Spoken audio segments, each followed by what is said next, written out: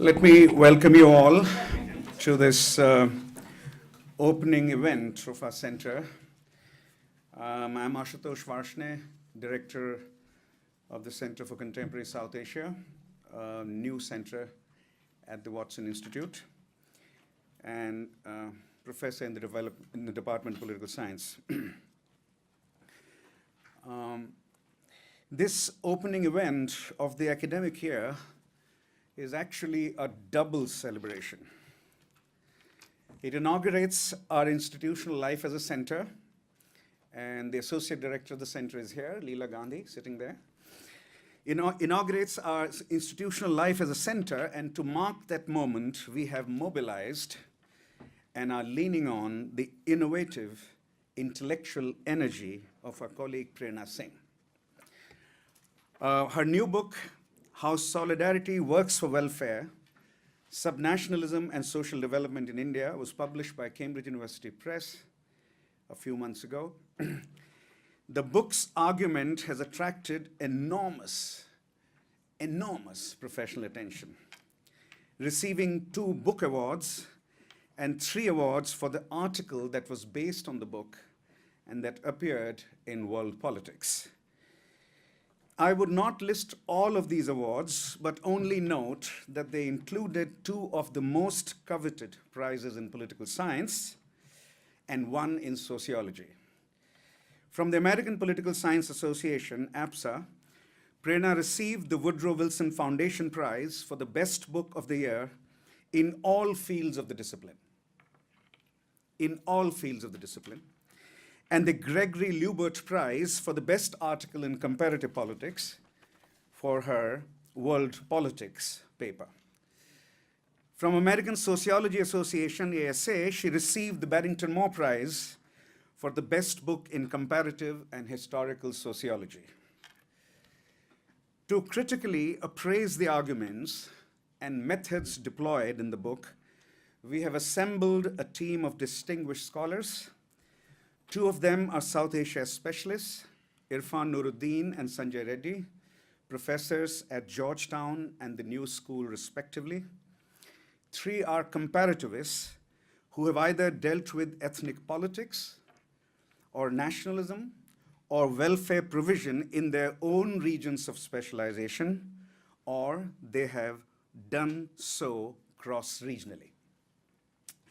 The comparativists are Peter Hall, who is about to arrive any moment, and Melanie Cammett, both professors at Harvard, and Andreas Wimmer, professor at Columbia. Moreover, we should note our panel is interdisciplinary. 3 of the panelists, Peter, Melanie, and Irfan, are political scientists, and political science is Prerna's parent discipline. And 2 panelists practice a different disciplinary craft. Andreas is a sociologist and Sanjay an economist. We don't envision an uncritical celebration of the book. This is a celebratory moment, all right, but we don't envision an uncritical celebration of the book, but one that focuses on what is persuasively argued, on what some of the gaps might be, and on how to take the argument forward in future work. No book is ever perfect, not even Robert Putnam's legendary Making Democracy work, to which Prerna's book has been compared by 2 award committees in their citations, which is a very, very remarkable honor, that comparison. In short, even though this is a celebratory moment, we expect an intellectually well-rounded discussion. Anything else would not do justice to the book, nor would it do justice to the intellectual firepower assembled here. The format will be as follows. Prerna will introduce the arguments of the book in the first 10 to 12 minutes. Then each speaker will have 12 minutes. Prerna will respond in 15 minutes. That will leave us with about 25 to 30 minutes for audience participation. We'll then break for a celebratory reception outside. Please welcome our multiple award winner, Prerna Singh.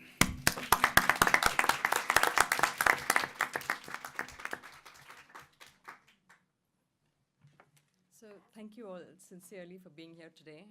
Never in my wildest dreams, and yes, academics tend to dream about such things sometimes, had I imagined that my book would be the subject that would bring together a panel of scholars so distinguished in stature that the word stars seems grossly inadequate. And also across three disciplines which represent my own training and allegiance. I began in economics, think of myself as a comparative political scientist with a strong allegiance to sociology. But most crucially, scholars, each of whose work has inspired and informed my own thought processes. So shukriya, Ashu, for being the amazing force behind this event and all that the Center for Contemporary South Asia does and will do. And thank you, Andreas, Irfan, Melanie, Sanjay, and Peter, who's in transit, for making the trip to Providence. I'm humbled and honored by your presence. So the way people live depends to a large extent on where they live. It's commonplace to say that residents of Scandinavian countries enjoy a far higher standard of living than those in Central Asia. But what is more puzzling is that even people in the same part of the world can lead strikingly divergent kinds of lives. To give you an instance, an infant born in Haiti is more than 12 times more likely to die before his first birthday as compared as if he's born less than 50 miles away in Cuba. Similarly, this looks at global literacy rates. You're 4 times more likely to grow up illiterate if you're born in Burkina Faso as compared to neighboring Ghana. And variations of this kind persist even within national boundaries.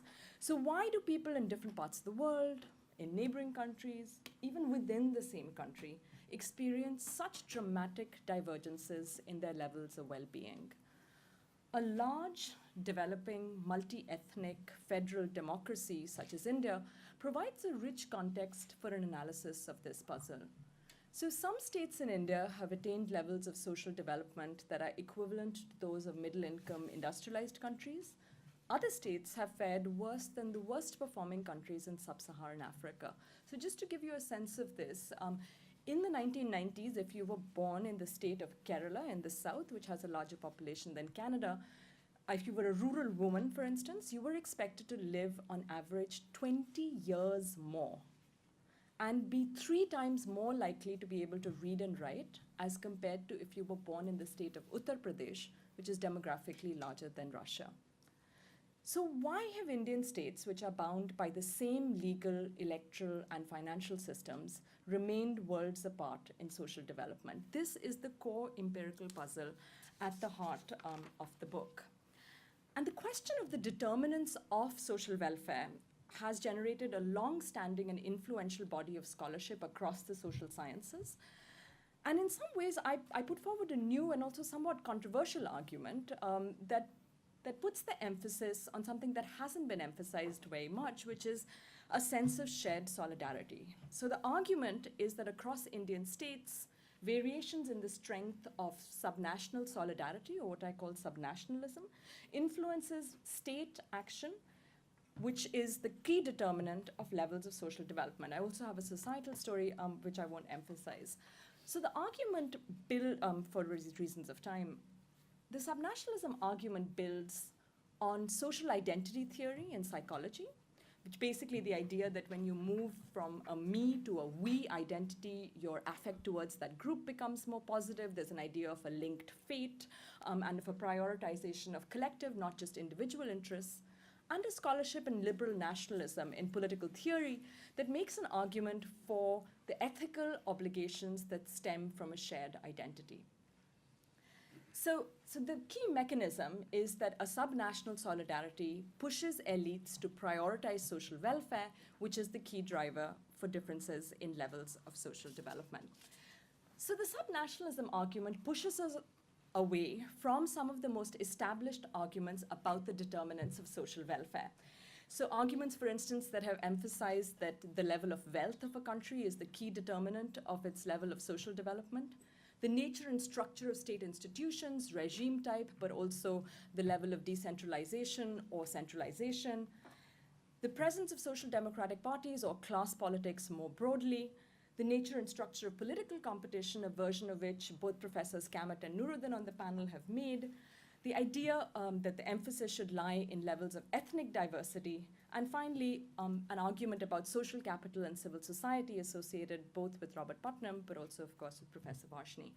So the argument about subnationalism pushes us away, on the one hand, from this literature on the determinants of welfare, but it also pushes us, on the other hand, away from the conventional understanding about the impact of collective identities.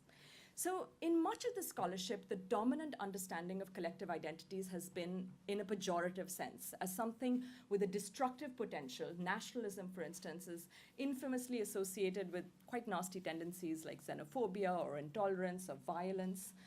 And this is an argument that really talks about the constructive potential of a shared identity. The argument in the book is set out through a mixed methods research design, and the argument really develops through a comparative historical analysis of 5 case study states, Kerala, Tamil Nadu, Rajasthan, Uttar Pradesh, and Bihar, that goes back to the mid-19th century and continues to the present period, and it relies heavily on archival as well as field research that was conducted over 20 months in India. And one of the things that I wanted to do was put the state of Kerala, which is an international poster child for social development, in active conversation with other states. And so as my colleague and a veteran of Kerala studies, Professor Heller, will testify, the field of Kerala studies is a rambunctious and lively sphere. And so in entering Kerala and the sphere of Kerala studies, I came into active opposition with arguments on the one hand, famously made by Amartya Sen, that traces Kerala's social development to an enlightened monarchy, and on the other hand, to arguments that stress the importance of a legacy of Christian missionaries, a matrilineal society, or the presence of a certain kind of class politics. And one of the kind of gratifying things about the book is the overwhelmingly positive response that it has received within popular and scholarly circles in Kerala. And while I promised Ashu I wouldn't talk about it, but there are events happening in Kerala even today that just exemplify the mechanisms through which the argument works. And so that's been, to me personally, quite gratifying. So this argument that develops through a comparative historical analysis is then tested through a statistical analysis of all Indian states. But what I want to do just very quickly is to flag how this argument, which is developed in the empirical case of India, travels beyond India. So to some extent, I said it was a new argument, but really it's more like a forgotten argument. It's an old forgotten argument, because there's a large scholarship on how the emergence of the welfare state in Europe and Britain after the Second World War was to a large extent because of the societal cohesion and solidarity that was generated by the war. Conversely, there's a set of scholars who've argued that the absence of a welfare state in the US is attributed to the absence of a sense of national solidarity. So after the Civil War, rather than having a unified entity, you actually had a regionally bifurcated entity, the Confederate South and the New Union North, and the welfare states that the US had mirrored this. So Theodore Scotchbull, Soldiers and Mothers, these were actually fairly generous welfare states, just never at a national level. Similarly, I think there's an argument about differences in social welfare provision across African countries. So if you think of the work of Ed Miguel, or more recently Amanda Pearson, who argue that states in Africa that have had a more cohesive nation-building project are also the ones that you see a more effective provision of social services. And I think perhaps the most neat parallel, which I discuss at some length in the conclusion, are the cases of Quebec and Scotland, where a strong sense of subnational solidarity underlies the relatively generous social policies that you see in both these regions relative to Canada and the UK.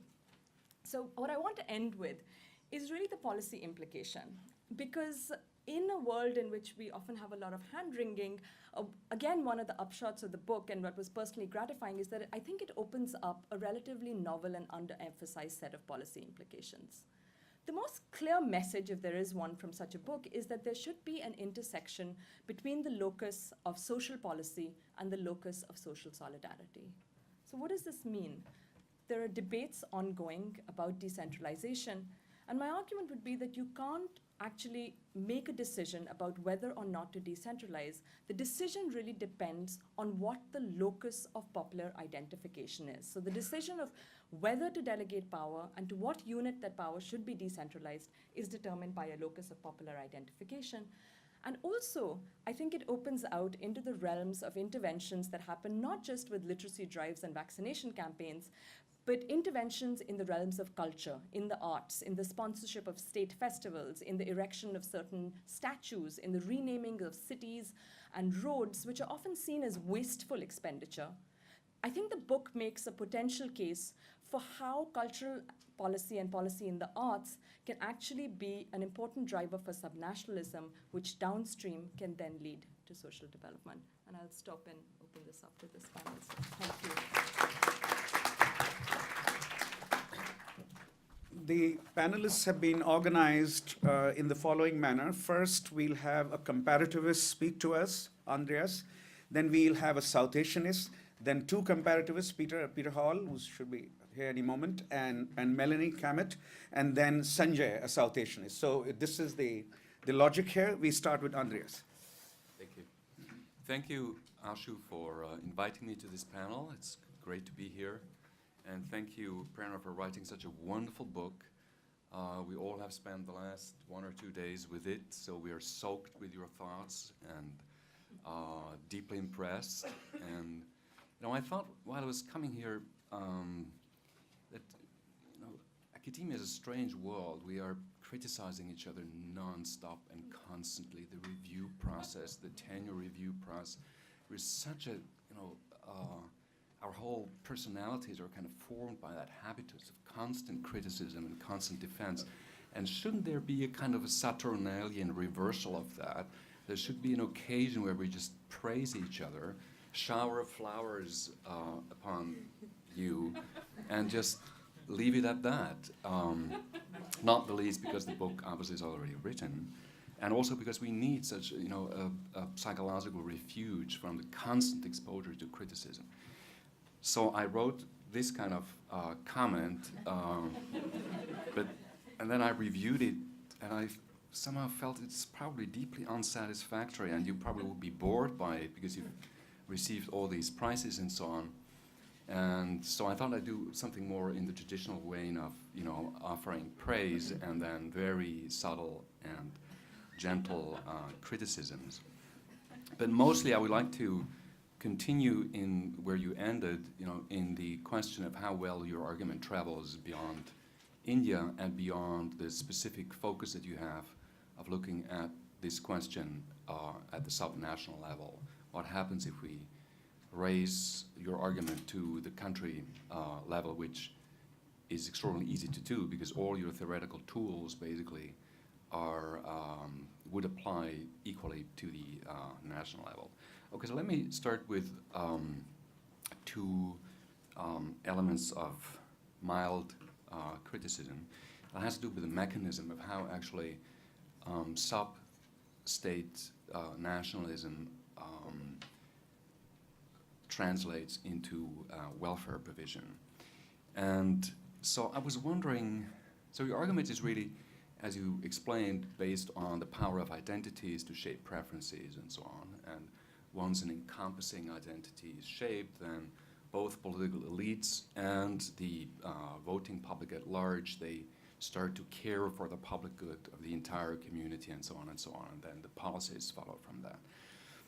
I wonder, there's a slightly different reading that one can have of that, and I was just wondering how you would react to that slightly different reading that would not focus so much on identity and, in the social psychological tradition, but more would give a political sociology interpretation of what you are demonstrating so brilliantly empirically in your book.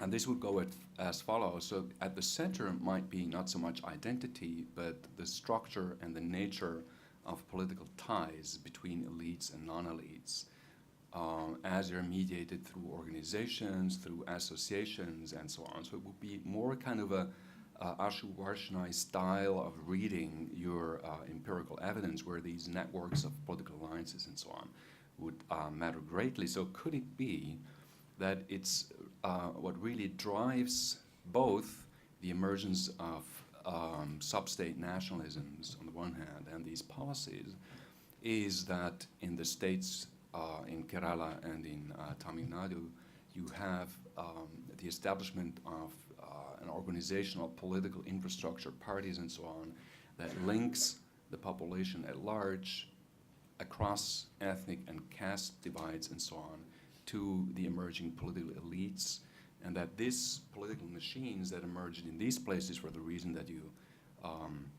explain in, I think, in a very convincing way, both an encompassing sub-national identity emerges and the political incentives to overcome classical patronage politics and embark upon a public goods provision program that is gained at almost the entire population emerge. So that would be a different kind of reading of the same material that were, okay, an omitted variable, as it were, to use it use this terrible language, would actually drive, which is the nature and reach of these political alliance networks, would drive both the identity and the welfare provision. And I think one could read your Rajasthan case study as in support of that, because the sub-state national identity did emerge in the, I forgot the details, in the 60s or 50s or 60s, but it didn't go anywhere because the organizational tools, the associational networks and so on were not there to actually then produce a mass national identification and the corresponding public policies. It's only when the BJP emerged on the scene that this organizational infrastructure was provided, and then it produced both the mass identification with the state and the corresponding public policy. So your Rajasthan case, I think, is the only one that could be a critical test case for this kind of argument, and it seems to me to support that. So the second point I want to make is more an extension or a suggestion to slightly complexify. I know this is the most unpopular comments always, to make things more complex, because you have done such a brilliant job to explain these complex things in easy terms, and your model is really parsimonious, and it has some there's a real beauty to the simplicity of your argument. It seems to me, however, that when I read through your case studies, that the argument that elite nationalism, sub-state nationalism, and mass identification with these units precede the provision with welfare is not actually that well supported. It seems to me that in your two positive cases in Kerala and in Tamil Nadu, the mass identification actually came with these, and as a consequence of these, of the emergence of these policies, so that you have the usual, in one of the strands in the study of nationalism is, and you mentioned that briefly, I think in one of the chapters, is that popular identification with the nation is a consequence of public goods provision by the emerging nationalist regimes and so on. It seems that this story is at least in part confirmed there as well, so that your actual analysis would have to be a little bit more complex.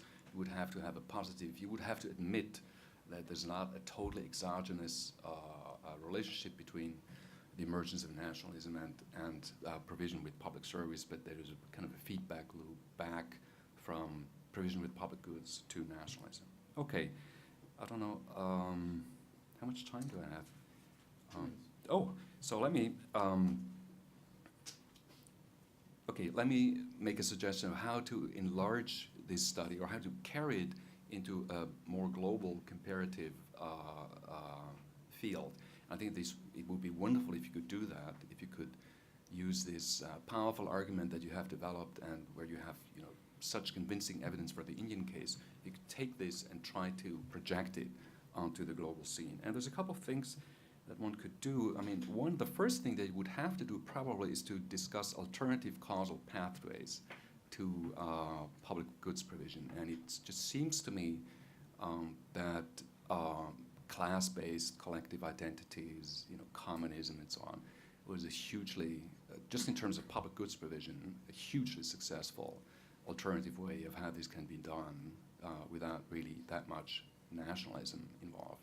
So if you look at the literacy campaigns in China, in Russia, in Vietnam, and so on, where literacy levels were just bumped up dramatically within a couple of years through military-style campaigns and so on. So all of this was done with a different ideological motivation. So maybe you would have to enlarge your argument and say it's not just nationalism, it can also be other kinds of large-scale collective identities that do the same trick, have the same consequences.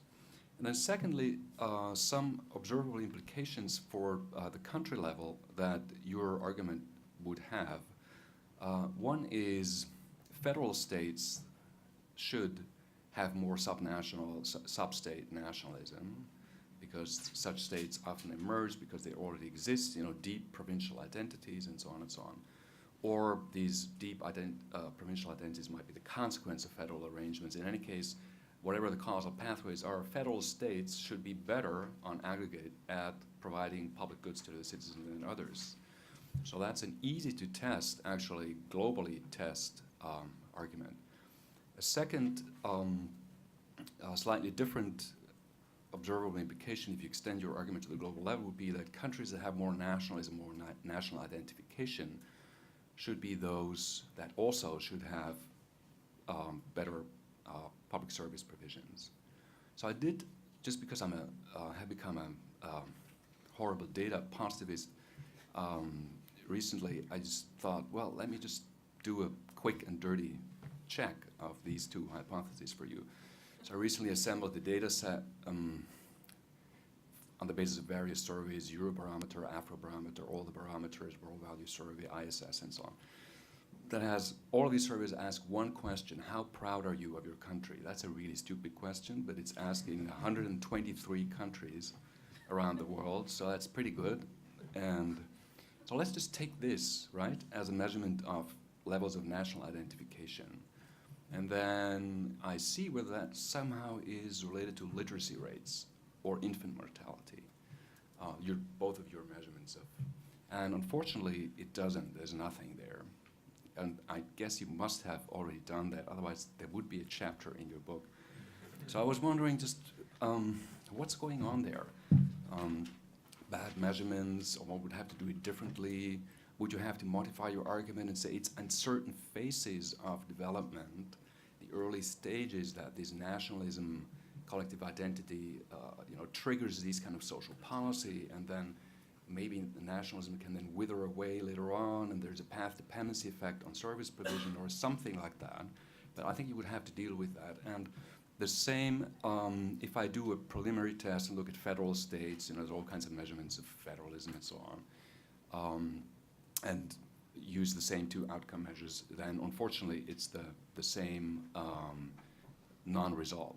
So that's not a criticism of your book, because it's not what you're doing, but it's just an encouragement for you to actually take this interesting and novel and exciting argument to an entirely different level and see what you can do with it if you do that. Thanks. Thank you, Andreas. Thanks. Irfan, you would be... I'm going to stand. Okay.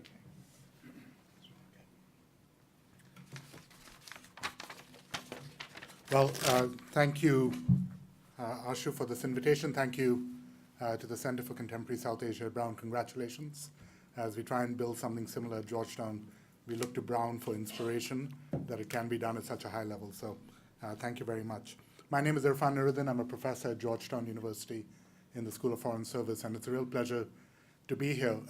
Brown has been a remarkably generous host. In fact, the only inhospitable feature is that Prerna wrote too good a book, thereby making us have to work way too hard. Next time, Prerna, less, please. So I find myself in the position of, coming to New England, and as a if you're a football commentator, having to criticize Tom Brady for throwing too many touchdowns while looking way too pretty at the same time. And but I'll try, nonetheless, to offer something by way of feedback. One of my, for those of you who are PhD students here, you'll maybe identify with this. As a first-year graduate student attending job talks, I was always very struck by the fact that the talks that I fundamentally thought were the weakest. My faculty mentors seemed to not ask hard questions, and the ones that I thought were the best, they would punch as hard as they could, until you realize that the real mark of respect in an intellectual community is to punch as hard as you can because you think the person can take it. So with that, I will do my best to live up to that. Let me start by just saying one of the things that I love most about this book before I suggest a few things that it made me think about. What I love most about this book is that it is not shy about engaging in literatures that are typically not engaged in comparative politics. And the one that I was most excited to see is a really deep engagement with political psychology, which strikes me as the one place where American politics has made gains on the rest of political science that are maybe a full generation ahead. That most political scientists working in comparative politics are still political behavioralists, maybe. Often they're political institutionalists, but they're very rarely political psychologists. And I think Prerna shows in this book how a deep reading of political psychology can really change how we think and theorize in comparative politics. In that sense, it's a model for all of us doing work in this.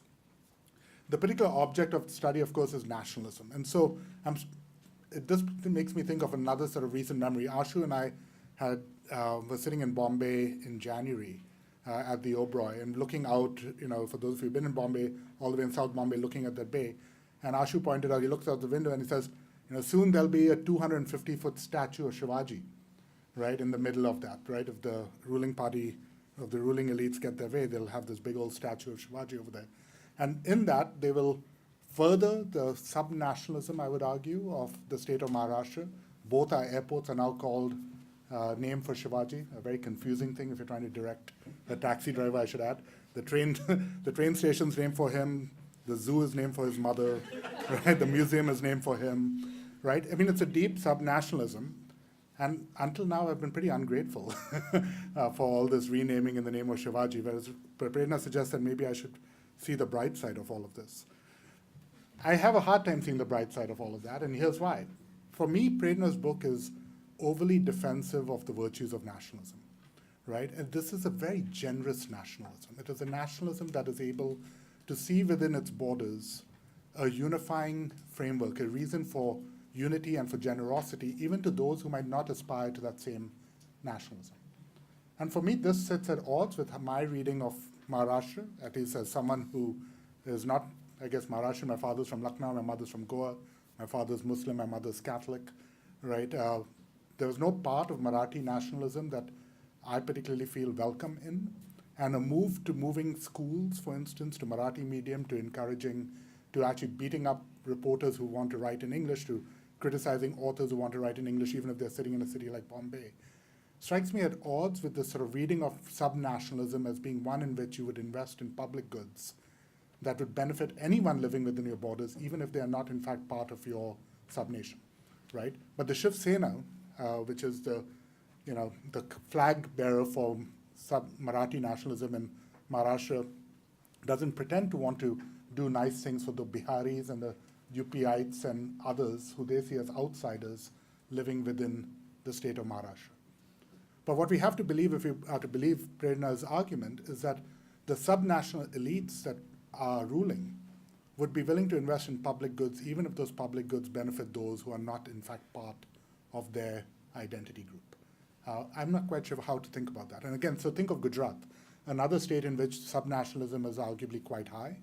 And yet we know increasingly that Muslim minorities within Gujarat, just as Gujarati in a sense as the Hindu Gujaratis, right, have economic and social outcomes that are far, far worse than their Hindu counterparts in Gujarat. Think of the US South. If I were to think of the United States today, I would argue that the US South is a place where subnationalism still lives, right? The South shall rise again if they are to be believed, right? White Christian nationalism is something that we are reckoning with in this election. What would the expectations be in the context of this book? We would expect that Mississippi and Alabama should be investing in public education and public health, right, as a benefit to the citizens, and yet that does not sit right with our reading of the data in the United States. So I think thinking, without throwing the baby out with the bathwater, the evidence here is persuasive that subnationalism can lead to particular positive outcomes, especially in the states like Kerala and Tamil Nadu. But asking why they were able to overcome the exclusionary impulses that are also deeply embedded within nationalism is work that I don't think is done satisfactorily in this book, and would be a great extension for someone picking up on these rich ideas to move forward. Here's another. We know, I think, from a lot of ethnographic work that caste, of course, operates very differently all across India, but that caste is no less pernicious and no less exclusionary in the South than it is in the North. In fact, in many ways, it is much more rigid in the South than it is in the North, right? And yet again, over here, the subnational elites are expected to overcome their caste prejudices, their caste biases, to build public health and public education systems that should serve poor, lower caste Keralites as well as they serve upper caste Keralites, and the same in Tamil Nadu. Why that would be so, even if the data suggests it might be so, why that is so is not obvious to me from the reading of this book. Moving on then, so that's a big idea, right? My single big contribution to this conversation, but here's a couple of smaller ones. If you look at the data carefully, of course, and Prerna is cognizant of this, it's true in all the maps, the North versus South dichotomy is striking, right? The South does better on every dimension of human development and social development. There's a couple odd exceptions every so often if you look at the below the mean, above the mean comparisons, but especially in chapter 6, which is the cross-India chapter. But for the most part, all the good outcomes, including all the high sub-nationalism states, are in the South relative to in the North. And I wonder over here whether that's because in a very strange way, the North won, in that Delhi becomes the locus of their identification. In some sense, India, Bharat, right, becomes the national identity, such that in the South they have to define themselves in contravention to Delhi nationalism. Whereas to be sort of Bihari nationalist or UP nationalist, when in fact Delhi is right there, right, makes very little sense. It doesn't seem to me that that's how you would think about it, because in some sense the Hindi heartland is India in their conception. This is, of course, the major challenge facing the BJP, right, which is as a party that now aspires to be pan-Indian, it is still identified as a party of the North with very little presence in the South, so that's changing. And so I wonder whether the subnational argument is in some sense actually a story about federalism, and a story about federalism in which the North is seen to win, and so the South has to define itself differently. In this reading, of course, Rajasthan becomes puzzling, and so I'm building on something Andrea said. Why the BJP, right, and an ostensibly Hindu nationalist party that aspires to one India, would ever want to use the logic of subnationalism defeats me, right? Other than that, in fact, to talk about subnationalism in Rajasthan is not inconsistent with a muscular nationalism of a Delhi variety. In the same way that to be proud to be from Haryana in today's world, right, would not be in contravention to the BJP's larger goals of ruling India under a very particular sort of rubric. Whereas to be proud of being from Tamil Nadu or from Kerala would in fact be to run counter to the broader BJP agenda. So, this North-South BJP role in this, I think, is one that I'd love to see more thinking on. Two small points before I conclude.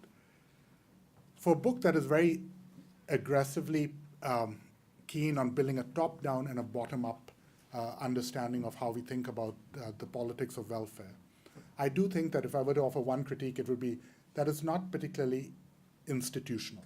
In some ways, it's an institutional politics. Now, of course, part of the benefit of a subnational comparison is that you control for institutions. These are all largely, they all work under the same political electoral institutions. I've made this case in work that I've done that Prerna very generously cites. I should say my first instinct was to flip to chapter 6 to see whether the coefficient on party systems was the way it should be. It was. Then I relaxed and read the rest of the book. Otherwise, this would have been a very different presentation. But okay, so let's think about which institutions would have been kind of interesting to think about. I mean, the one that's missing over here is, in fact, the process that led to the states being the locus of power. If there was a single citation in a book that is very, very generous in its citations, if there's a single citation missing over here, it's citations to Chibber and Coleman's work on the formation of national party systems, right? Both the APSR article and the 2004 Princeton University Press book. in which in a comparison of the US, Canada, UK, and India, they point out that in India, the fact that the federal structure made the states the locus of power meant that political activity had to center around it.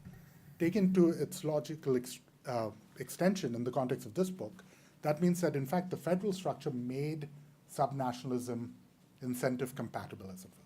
Now this is very consistent with the argument over here. What I love about Prerna's book is that she says this is not nationalism that is born from magic, right? This is nationalism that is the creation of political elites playing a particular game. But this is also in the context of the federal arrangements that are related to the welfare spending that she seeks to explain. In that sense, like any big book, right, there's a knot over here that I'm not sure, in spite of her best effort, she satisfactorily disentangles as to which comes first and which comes later. And the federal institutions in particular would have been interesting. Parties are another institution that I think don't get enough play in this book.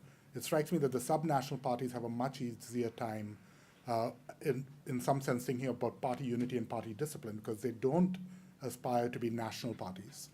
Whereas for any national party, right, to be subnational is to undermine itself in its national agenda. And so you have this really push and pull dimension that I think is underexplored here. Let me end with a puzzle, maybe one for conversation. If in fact the South has done as well as it has, and we know it has, it's a matter of fact, one of the empirical puzzles that is not dealt with in this book, and it's beyond the scope, so that's not a criticism, but maybe something to think about, is why the South experiences just as high electoral volatility and anti-incumbency as the North. Tamil Nadu, of course, being the canonical example. I mean, every election leads to a reversal of fortunes for the DMK or the ADMK. Go all the way back, right? And every single election, there is alternation in power, right? In other words, the politics of this is puzzling in that the same subnational politics that leads to good welfare spending, that leads to this creation of positive health and education outcomes is not rewarded at the polls in ways that I don't know how to think about. And I don't suggest that Prerna clearly as among the smartest people in this room should be the one to tell us the answer to this in her response. It is one that I think we need to think about harder as a result of the questions and ideas raised in this book. But in conclusion, Prerna, congratulations. I look forward to the other commenters and to the conversation.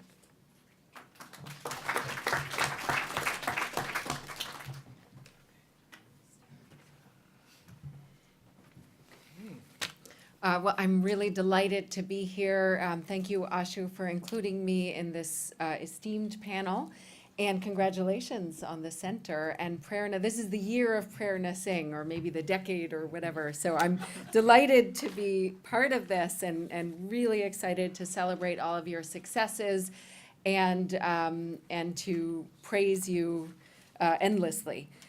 So I have a lot of praise, actually, and I hadn't quite thought of it as criticism. It was more framed in my mind as, all the questions that have been opened up for further research, but I suppose they dovetail nicely with some of the other comments, so we can think of them as constructive criticism as we move the agenda forward. So first of all, it really is an unbelievable read. I've been reading this book for a while, actually, because I followed Prerna's work closely, and I was part of this book conference about 5 years ago, and I learned so much from reading the manuscript then, and it's even better now.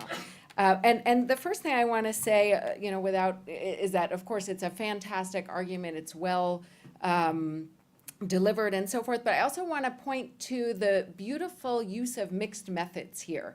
And I think that's really important to recognize in at least for political scientists, because it's a really excellent application of mixed methods research that's very conscientious, and the different methods complement each other throughout the book. They're very well integrated. The historical analysis is really fantastic. It's not sort of tacked on at the end, as some people who get away with calling their work mixed methods do. It really is genuinely mixed methods and of the best form. So it deserves lots of praise for that.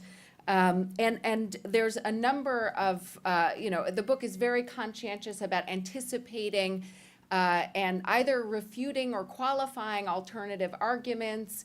I'm particularly interested in the focus on speaking against the diversity deficit argument, which I know is a big research agenda that Prerna has going forward, and a very, very important one, showing that even places that are fractionalized by some measures can deliver well for their people, and really unpacking how this works. So I think that's very important. So let me focus on a couple of what I think are the core strengths here, and then build off of where I think things need to be further developed and where there's room for further research going forward.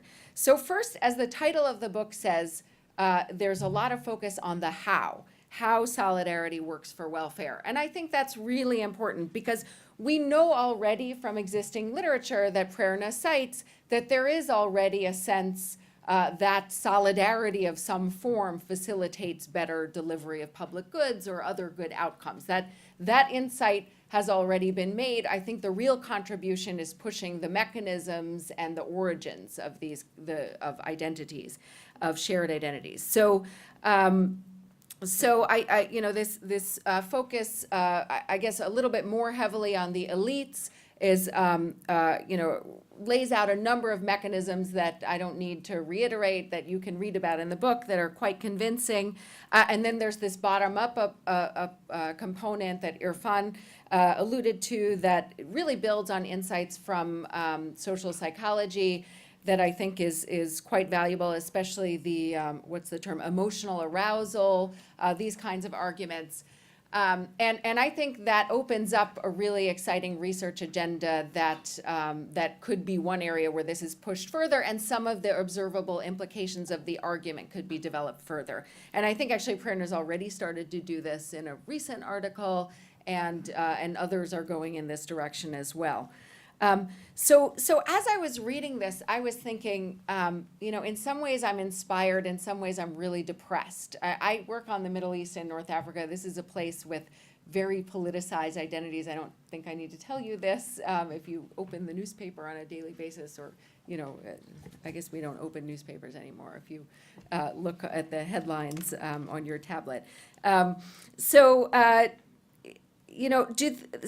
This made me start thinking about, where did these shared identities always lead to inclusive social policies, even in places with strong states? And that I want to come back to, because that's a scope condition that's clearly laid out in the book, the need for central state capacity, that I think is a big asterisk. And so Prerna's right to flag that as a scope condition, but I think it's something that we need to look at further, because it qualifies where this argument is going to apply.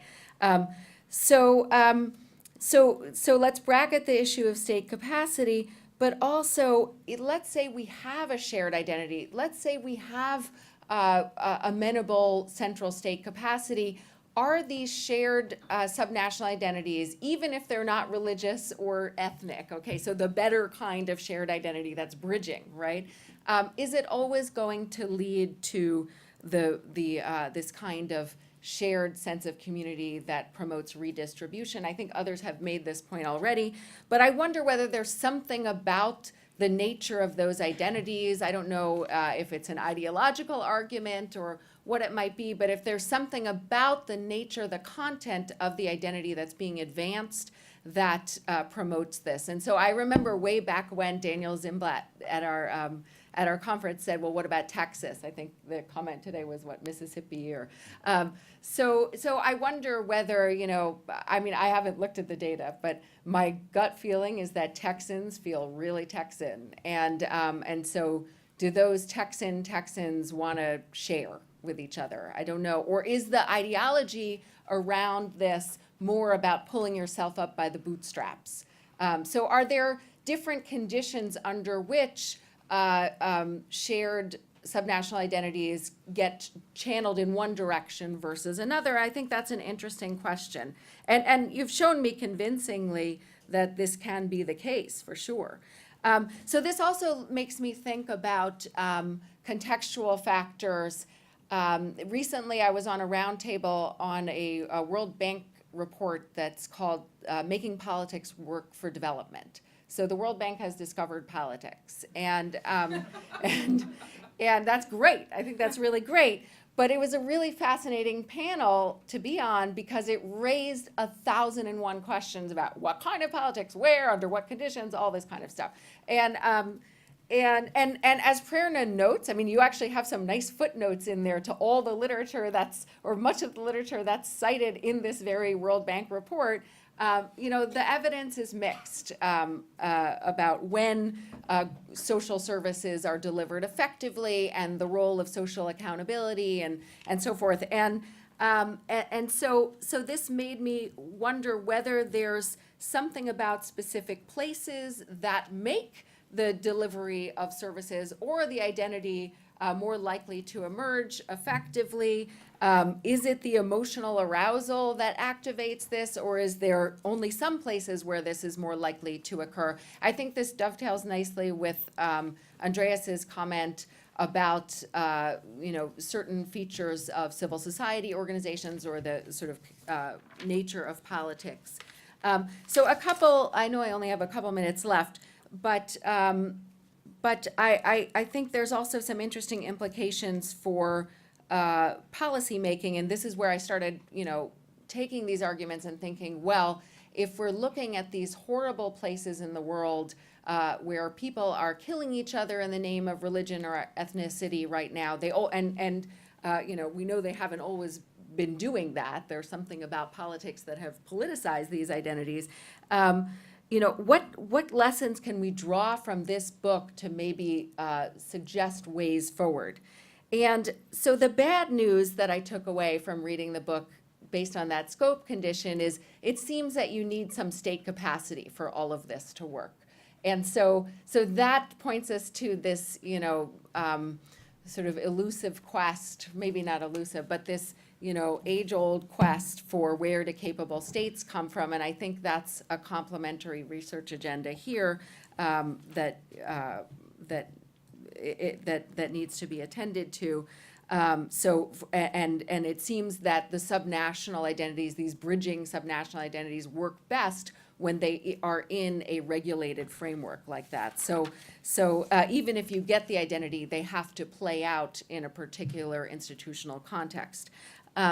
The other issues that were raised for me in terms of going forward, you could interpret as possibly good news, but also potentially depressing, depending on how you spin it. So on the one hand, Prerna clearly breaks with essentialist readings of ethnic politics, and this is, of course, where scholars are as well. But these seem to be ideas that hang on in sort of journalistic and policy-making communities, and make policymakers want to do things like divide up territories along ethnic or religious lines. So the question is, in these places where religion, where ethnicity is so deeply politicized, how do you get to fostering a subnational identity? And this then comes back to the question of, do these subnational identities emerge under particular contexts, in particular world historical moments? So is this an argument that is deeply path-dependent, historically rooted, and you really can't manipulate it, so building the statues and promoting the art exhibitions and so forth won't resonate in some places? It simply won't work. Are there features of the political terrain or social terrain that make these kinds of interventions more effective in some places or others? And so I'm left thinking that we have to cut into the causal chain in the feedback loop that you identify in these contexts and start to build the identities through the public goods provision first. And so under these contexts, that seems to me a more likely way to cut in to then perhaps promote some kind of collective identity. And then have the feedback loop start in the other, begin then only later with the subnational identity. So thank you very much for the privilege of having to read this book closely, and it was just fantastic. Congratulations. Our next speaker is Peter Hall. He was not here, so sorry, Peter, the transit was not more agreeable. but 95 and 93 have this odd quality. So at any time of the day. So Peter, you have 12 minutes, and after 10 minutes, I'll show you a 2-minute sign. Okay, thanks very much. Can I speak from here? Is that all right? Can you hear me if I speak from here? I'm very sorry to be late. A cab that didn't come, then a train that didn't come. I'm lucky that I'm not still standing in South Station. And Purna, so I planned to be here an hour early. I was half an hour late. Purna probably planned to finish the book a year earlier than she did. These things happen. In the case of the book, it was worth the wait, though. I'm not sure about my comments. Because as my colleagues here have described, Purna has written an extraordinary book. I really think it is. It's deeply researched. It's inventively argued. And I think it represents an intervention of profound importance into contemporary debates about the welfare state and about the sources of social well-being more generally. So others, and I heard a little bit of this, I'm sorry to have missed some of it, are better placed here to position this within Indian politics. I want to say a few things about how I see the place of this book in the context of some broader issues in comparative politics. And so one way, and I think there's a little bit of repetition in what I'm planning to say with what I've heard, but at least I'll say some of it a wee bit differently. So one way to situate this book, I think, is as an intervention into a long-standing set of debates about the relationship between the politics of identity and the politics of redistribution. And one entry point into that debate, of course, is the lovely little set of essays by Nancy Fraser and Axel Honneth called Recognition or Redistribution, a book I recommend to anyone. So as the title of their book implies, many scholars suspect that a politics oriented to social identities, which in this country is certainly a feature of the politics of the past 30 years, a politics of social identity is inimical to a politics that promotes redistribution. And I don't know, Andreas, I think I didn't hear what you had to say. I don't know if you said this perhaps, but you easily could have. And that is a plausible position. And of course, there's a deeper pedigree for that proposition in the venerable view that socialism on the one hand and nationalism on the other are natural political antagonists. The former, a vehicle for social progress, and the latter, a powerful reactionary force that stands in the way of such progress, a force that empties class-based politics of its force in the name of pursuing superordinate national ideals. And that is not a silly view, I think. I think it captures a good deal of the variance, if you like, in the politics of Europe, certainly, which is what I know most about since the 19th century. But of course, as we know, Purna challenges this view. She argues, more effectively, I think, than anyone else I know has, that nationalism can be a vehicle for social justice. It's not always a reactionary force. And in this, I think she's correct. And if there were time, I could cite a number of European cases that I think more or less tend to support this view, including those of Sweden, where social democratic leaders of the 1930s harnessed a nationalism built on the concept of the people's home to their own movement for social justice, in effect creating a kind of national ideal, a kind of nationalism that has this progressive, socially progressive character that Purna sees in some Indian states. We might also think of Denmark, whose welfare state is probably linked both to a particular kind of Danish nationalism and to the central role also that localities play in the delivery of social services. And I think this last point about the possible role of federalism here is quite a good one.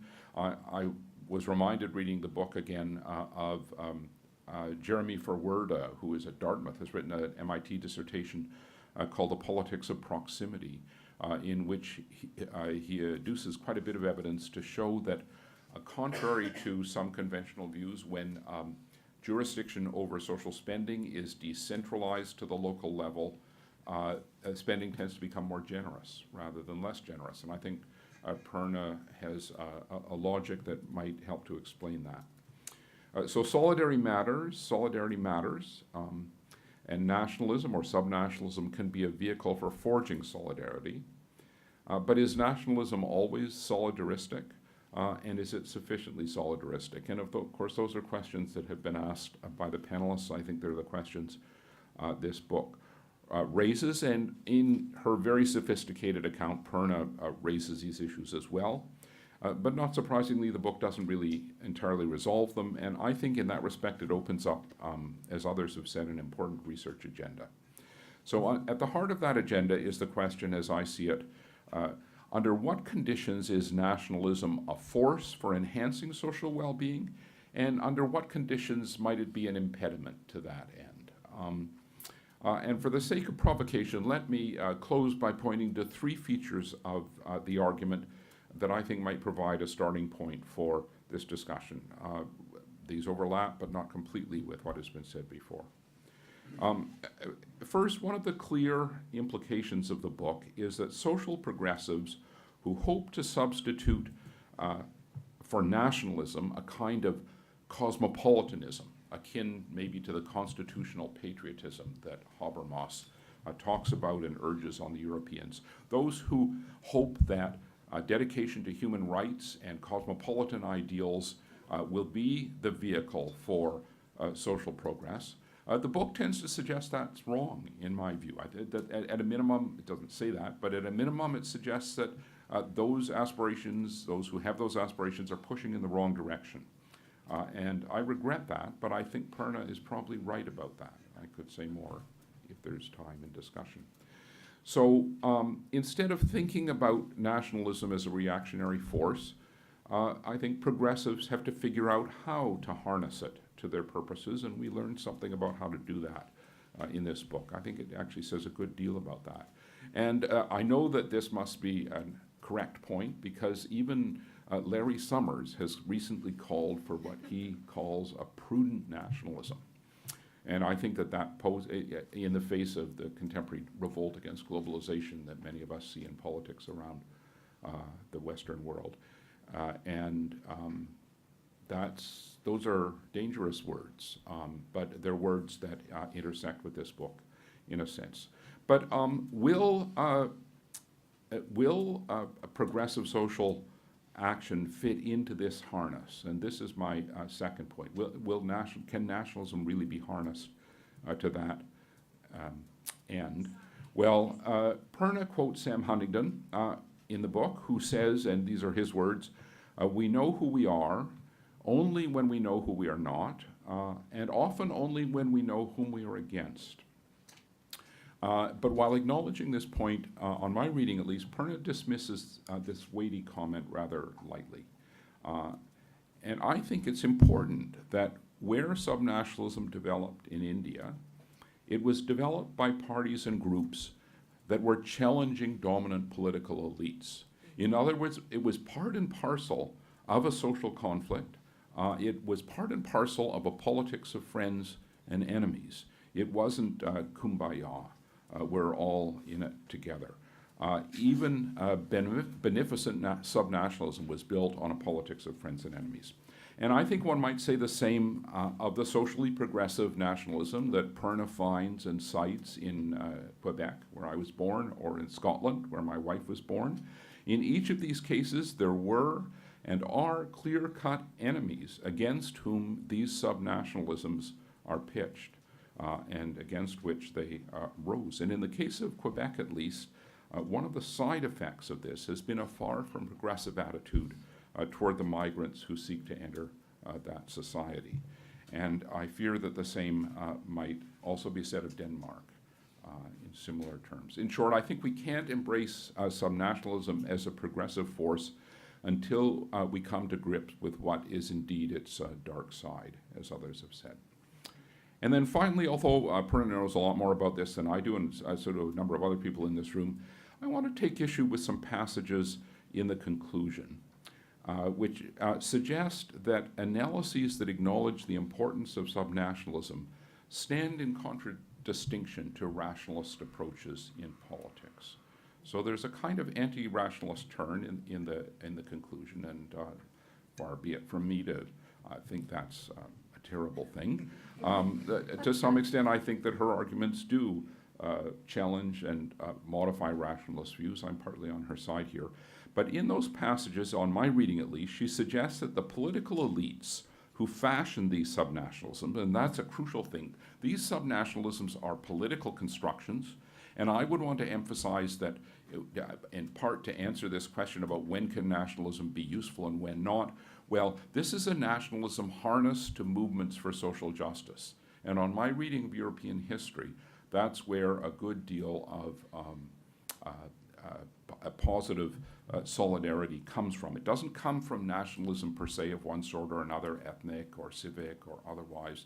It comes from political movements that have as a core basis a struggle for social justice, and I think Purna finds that in India as well.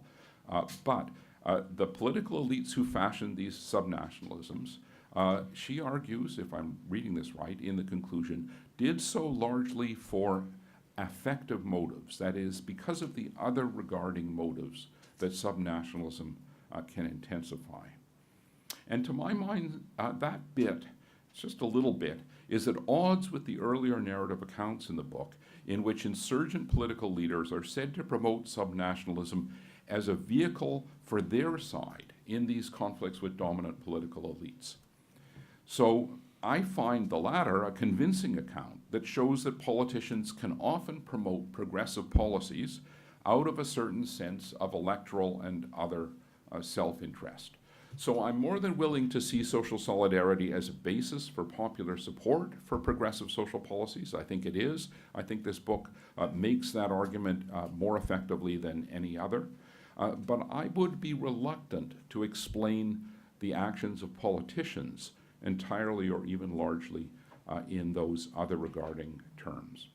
So I think Purna is right to argue that subnationalism is an important basis for social solidarity, and social solidarity is an important basis for progressive social policies.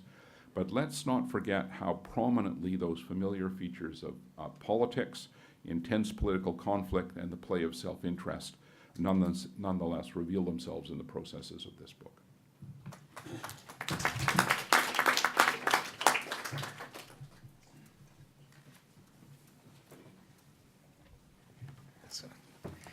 Thank you very much indeed. It's a wonderful thing for me to be present here on this day, which is I had not fully appreciated before, has the double quality of being not only a celebration of Prerna's really excellent book, as everyone has emphasized before me, but also the inauguration of the Center for Contemporary South Asia at Brown, which is overdue and will, of course, bring about many good things for the study and discussion of South Asia here. So we'll have, I understand, a later occasion today to celebrate that. So let me shift to focusing on Prerna's book, and in the same spirit as others, I will both appreciate it and be critical to a degree, but that criticality is itself an appreciation, as I'm sure that she would fully realize. Let me start by noting that as a fellow traveler of the human development approach, in some broad sense of the term, one of the things that I have always felt was sorely lacking in the discussion of human development, and I think many others also felt was quite lacking, was a suitable literature on the political economy of human development, and in particular an explanation of comparative outcomes of human development over time and space.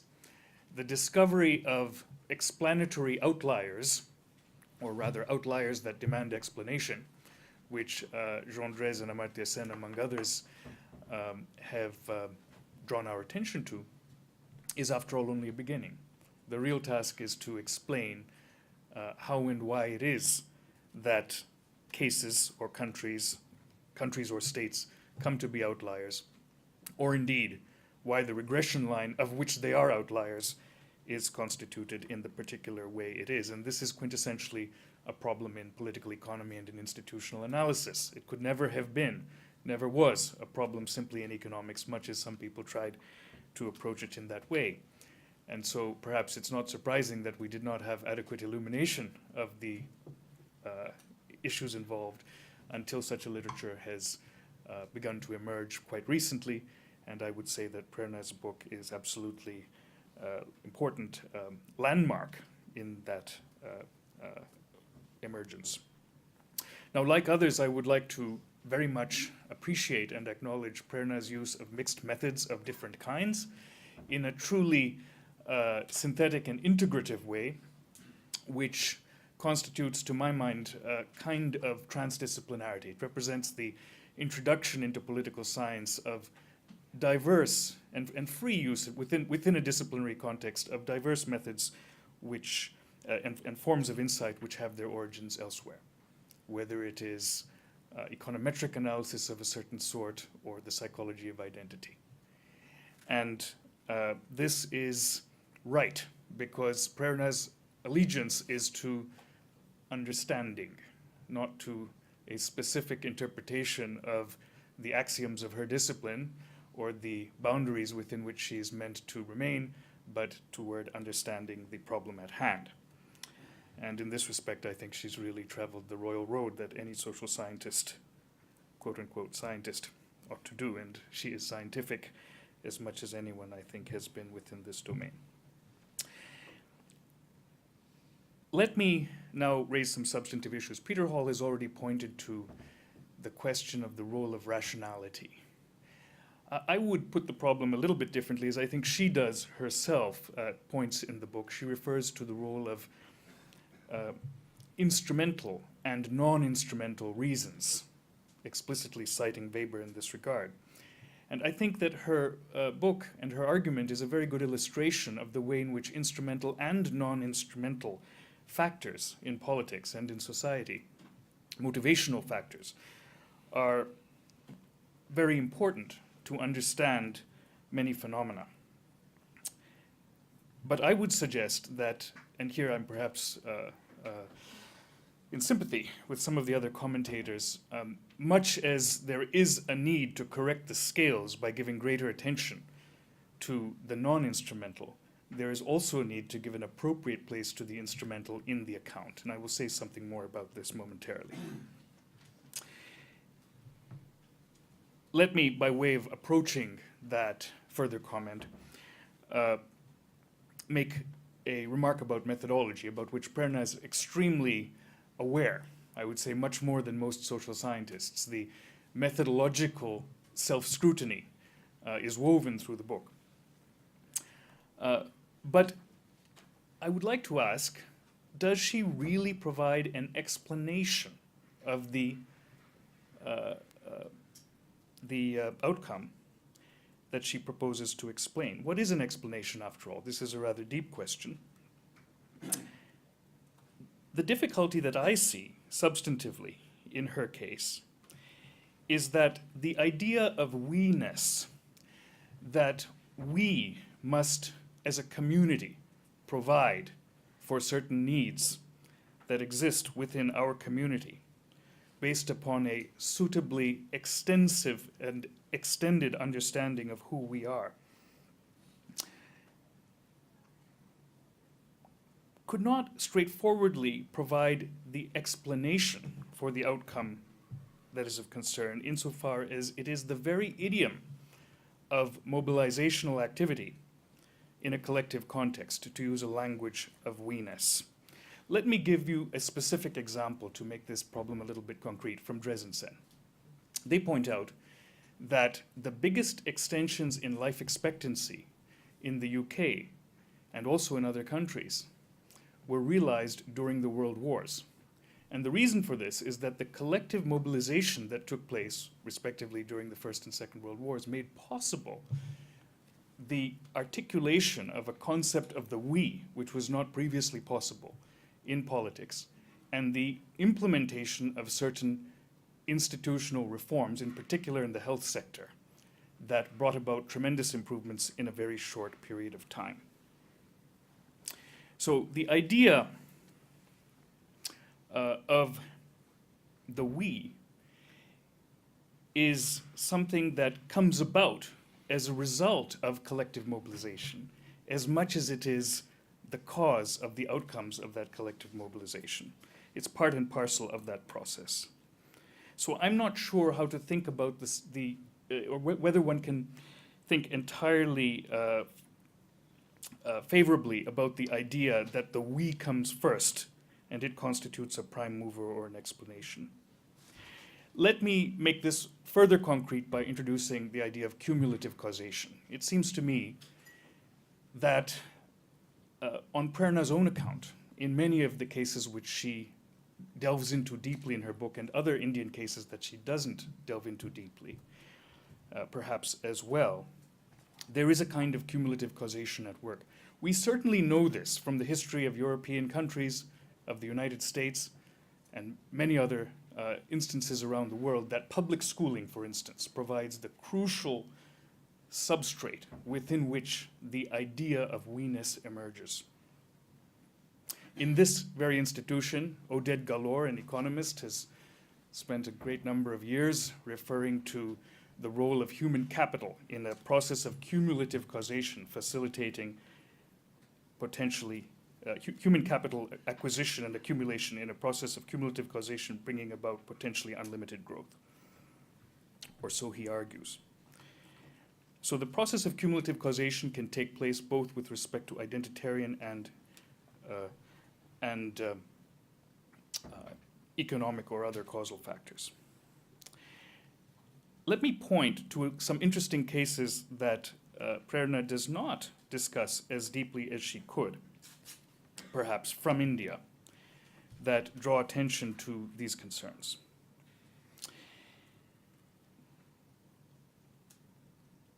In her possibly most fascinating figure, which is on page 208, which shows the trend over time of subnationalism in different states in India, it is evident that there are a number of states which have seen ascending indices of subnationalism over time. And these include not only Tamil Nadu, a case that she looks at, but Rajasthan, Punjab, Maharashtra, and Assam. And Punjab and Maharashtra, if I recall, are also states which enjoy relatively high levels of social development within her tables. These very much look like instances, therefore, in which subnationalism doesn't come first, but it emerges over time, and it helps to consolidate social achievements, which in turn help to consolidate it. There are, by the way, other interesting cases to behold in that table, including Haryana and Madhya Pradesh, which go the other way around. And maybe these are instances of states with a failed implementation of we-ness, which experience a lesser sense of we-ness over time as a result. And then, of course, very interestingly, there are Gujarat and West Bengal, which, although they may be above the mean in terms of social achievement, are no great achievers in that respect, but both enjoy relatively high levels of subnationalism according to her index. Or perhaps I shouldn't use the word enjoy, both possess. Since I'm running out of time, let me end with a point about the econometrics, since I'm also an economist. I think it's very notable that her regression analyses are quite successful in terms of explaining quite a large proportion of the variation. But at the same time, neither subnationalism nor other particularly obvious explanatory variables which one normally reaches for, such as income, appear individually to explain a great part of the variation which is observed. So this is evidently a fundamentally multi-causal phenomenon. Prerna has chosen not to use state fixed effects because she has recognized that doing so will mop up quite a lot of the variation among states and make it possibly more difficult for her to make her case. But of course, one could ask the question as to whether by dropping those all together, she is in fact lumping together with subnationalism the role of many other factors which in fact play a role. Perhaps the states that get their act together over time are simply those which appear to get their act together over time in this framework. John Donne, I understand, was one of Prerna's teachers, and I also was very deeply impressed when I first heard it by a statement that he made, and she quotes it more correctly than I remembered it. I remembered it as nationalism being the starkest shame of the 20th century, and she cites it as the starkest political shame of the 20th century. Some of my fellow commentators have pointed to the dangers in drawing too ready a policy recommendation from Prerna's work. Perhaps it is not, therefore, entirely an accident that Prerna has chosen for the cover of her book a painting by Bharati Kher with the name The Deep Abyss. Thank you very much.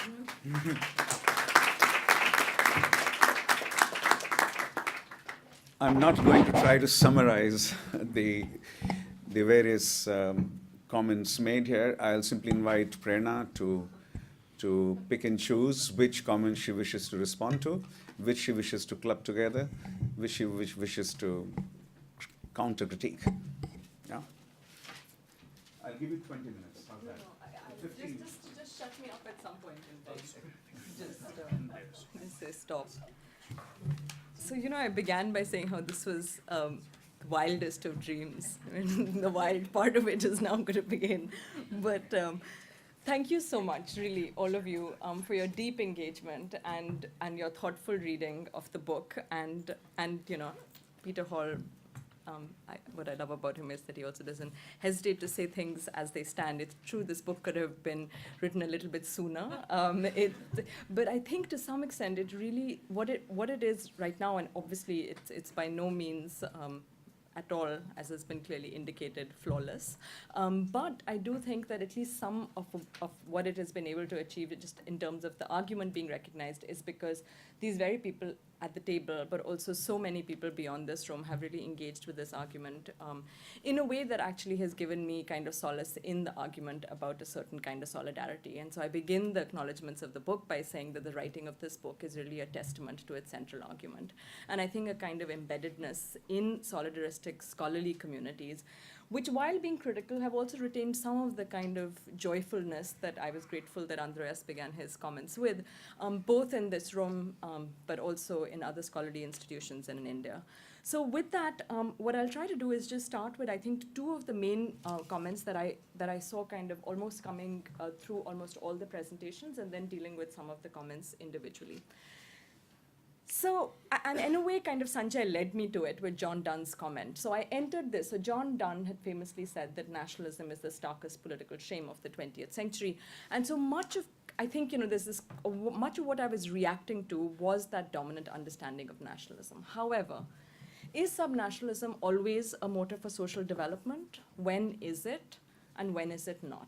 I think this is a critical question, and one that I have tried to grapple with and continue to grapple with beyond the book. And I think it actually brings me to a certain kind of dimension that the book hints at but doesn't quite get into, which is, so originally when the argument began, there were two components of the argument, which had to do with both the cohesiveness of the solidarity, but also the inclusiveness.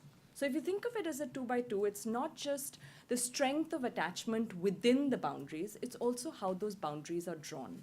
And to some extent, I kind of owe a debt of gratitude to the work of people like Andreas and also Michel Lamont. And so I think some of, what Irfan so eloquently, cut into is the fact that there's something about the content of subnationalism. There's something about the way that the boundaries of a certain community are drawn that maybe the book doesn't get or doesn't privilege analytically as much as it does. So if we think not just of the fact that, how strong is subnationalism, but how exactly it's defined, who's included, who's not, that I think it gets us to some extent towards this question of when is it and when is it not a force for the kind of welfare that I describe. But interestingly, the answer to that question, I think, gets us to the point that has also been raised, which is there something about the strength of solidarity and also how inclusive, how horizontal it is, that is actually fundamentally determined by how subnationalism emerges in the first place? And I think this gets to a lot of the points that have also been mentioned, and the place of instrumentality versus affective drivers in the story. And you know, is there something? So I make a case that subnationalism emerges because, as again Peter Hall very eloquently said, it's a friend-enemy divide. There are a certain set of elites that are competing against a dominant set of elites, and it's actually very self-interested, very instrumental for them to raise this idea of a shared solidarity that then takes on an institutional life of its own. And the interesting thing in that is that, you know, it's friends and enemies, but it makes friends out of enemies. Because what it does is it leads the kind of, in a way, non-dominant elites to reach out and make friends across boundaries. But how many friends do they make? And do they always make friends, for instance, with Muslims in Maharashtra or in Gujarat? I think that's a kind of question. And so kind of one way to answer it is that this has something to do with historical contingency. But I think if I had to push myself a little bit, I actually return to conversations that I've had many times with Patrick about Kerala. Right? So one way we can frame the question is when and how does subnationalism create or not create welfare?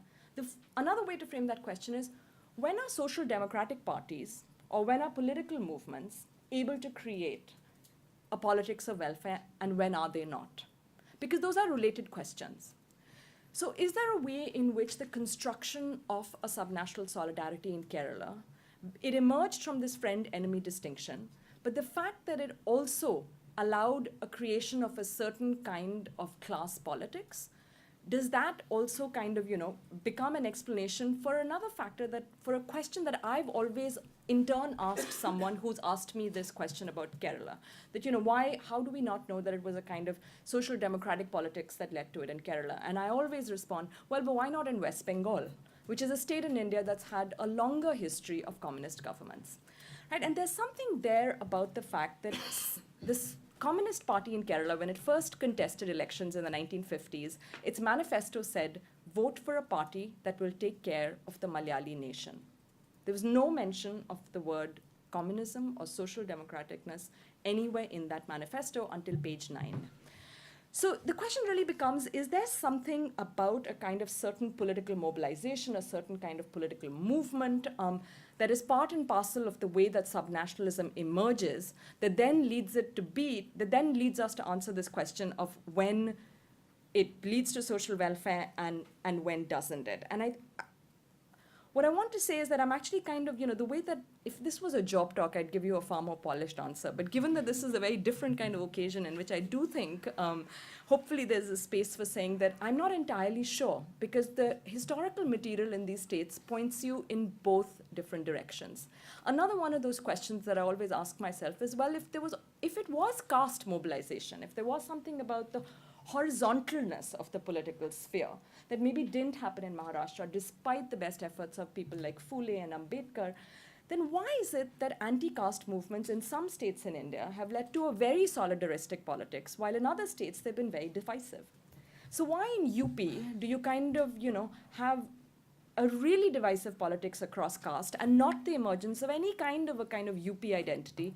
But in Kerala, those same anti-caste movements do create the space for a superordinate identity. My kind of, you know, anecdote about UP is always, if any of you are ever in India and are following a car which has UP license plates, which will get me the point about the US South, hopefully, is so, you know, in India, all license plates, they don't have the kind of like live free or die type mottos, which is also interesting in itself. But if you ever have a government car, it always has a state symbol, which, you know, I grew up in a kind of bureaucrat's family, so this could be something to do with that, but we used to always look at, you know, license plates and say, oh, that's the state symbol. So every state in India has a symbol.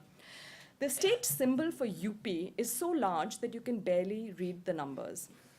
And the reason is because it consists of a bow and an arrow and a rising sun. And so the first time I saw this, I thought, what is this? What does it mean? Kerala is very easy. It's a palm tree. Tamil Nadu is really easy. It's the top of a gopuram in a temple. And, you know, each of them has a moniker. UP has no moniker. The reason it's called UP is because the short form is United Provinces. So the Constitution of India, which I mentioned in a footnote, was actually held up because the state couldn't decide a name. So they sent names to the center. The first name they came up with was Hindustan, which for any of you who work on India is basically a name for India.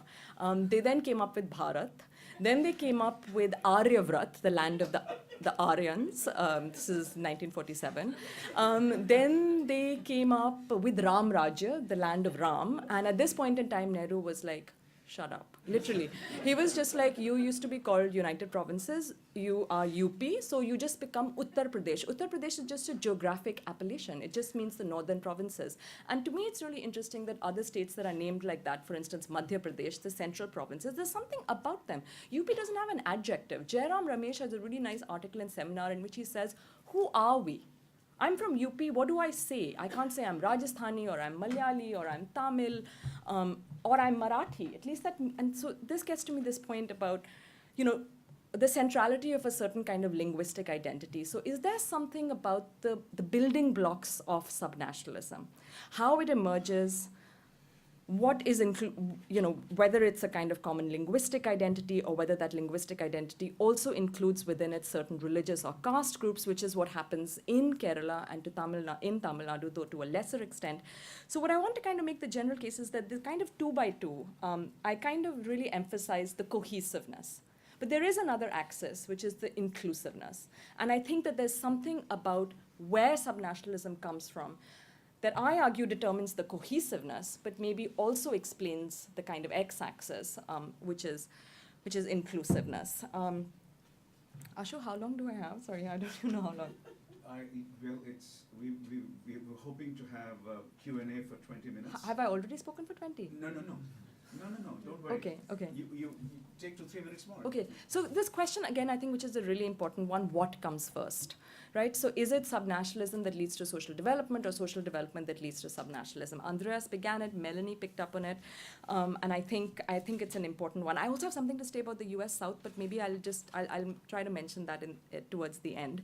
But so what I'm very careful in the book to kind of, really be very specific about the timeline, because to me it's really important to say that actually subnationalism emerges in a context in which there are hardly any schools except for upper castes. And interestingly, the people from whom subnationalism particularly emerges are actually the least educated and in a sense the least healthy. And so, in terms of the actual argument in the book, I do think, and I've spent a long time in response to a lot of reviewers' comments and really kind of trying to nail down the temporality of it. But I do think that in the states in India, what emerges first is very clearly an independent of state institutions. I went into this, Peter Hall, the first day I arrived in Harvard, I think as he introduced himself, he told me, have you read Eugen Weber? And I said, yes. I don't think he heard me. But the argument in most scholarship is that actually so Eugen Weber's Peasants into Frenchmen. What creates Frenchmen are schools in France and a conscription army. So this argument that actually it is social policies that create identity is again one that I was all too aware of. And it's the one that I think actually, at least in the Indian case, does not stand up to historical scrutiny in the states that I look at. Is it not the case that this can never be the case? No, not at all. And so I think Melanie's point about, if we look at the Middle East or other parts of the world, our welfare institutions a good way to inculcate a subnational identity? Absolutely. And I think it's, it's interesting. I wanted to show a video, which I didn't, which was the London Olympics. And one of the things that completely befuddled Americans about the London Olympics was that there was a segment, if you guys remember, of NHS nurses, actual NHS nurses who were dancing. And Fox News was like, why are there nurses dancing in a London Olympic ceremony? But to me, that's an instance of the fact that in the US, the NHS, which was put in place because of a national solidarity, has now become a symbol of nationalism.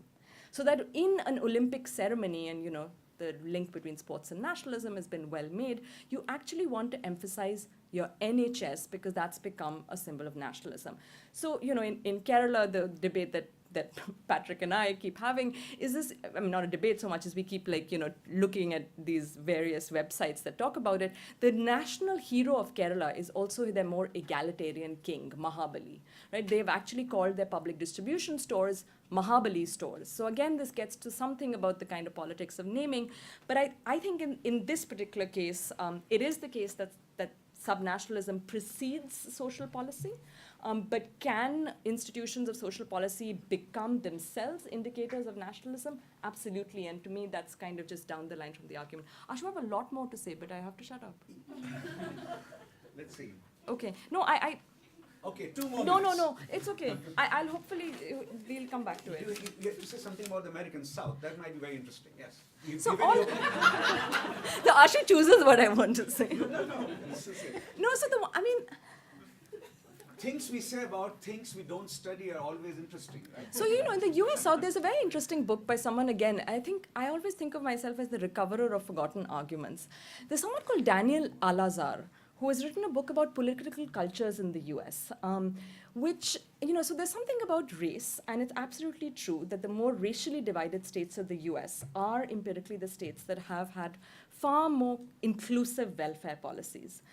But is there a way in which the kind of race divide prevents the US South from having any kind of an identity that could be inclusive?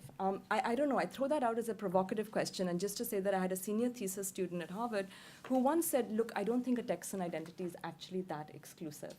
And so he talked about various efforts being done in Texas today in which there was this kind of, you do stand proud to be Texan, but you really try consciously and actively, and this I think is also instrumental, his story was quite instrumental, about changing what it means to be Texan. And in his case, the outcome variable was the preservation of indigenous species of plants. So he argued that a more inclusive Texan identity actually led to better foresting policies. But No, stay here, stay here. Don't go away. We have 20 minutes for Q&A. So, would you like to field the questions, or why you don't want? you? Okay. Thank you. So we do have 20 minutes left, 22 minutes left for Q&A, and we promised you that. So let's deliver. 1, 2, 3. Let's take 3 questions to begin with. Let's start with Dietrich. Then we come to you, sir, and then we go there. Yeah. Dietrich. I begin with one very, I think, simple comment. Subnationalism is more easily justified than nationalism because subnational unities don't have an army, therefore there is not easily a chance of war. Absolutely. But that aside, I have also a simple question about the beginning of modern social policy, which happened in Germany that grew out of social kingdom ideas. And but within Germany, there were at least 2 big subnationalisms that were very different. One was Prussia, and the other was Bavaria. Prussia had the same problem as Germany had. Germany was unified in 1870-71, and that unity was not easy to get. And in Prussia itself, it was to some extent forced. I can comment on how it was forced, but in any case, it was forced. It won out to inspire German unification under Prussia rather than it was a European unification under Austria. And the biggest opponent was Bavaria. But Bavaria was probably stronger in terms of cohesion. Prussia was not very cohesive yet.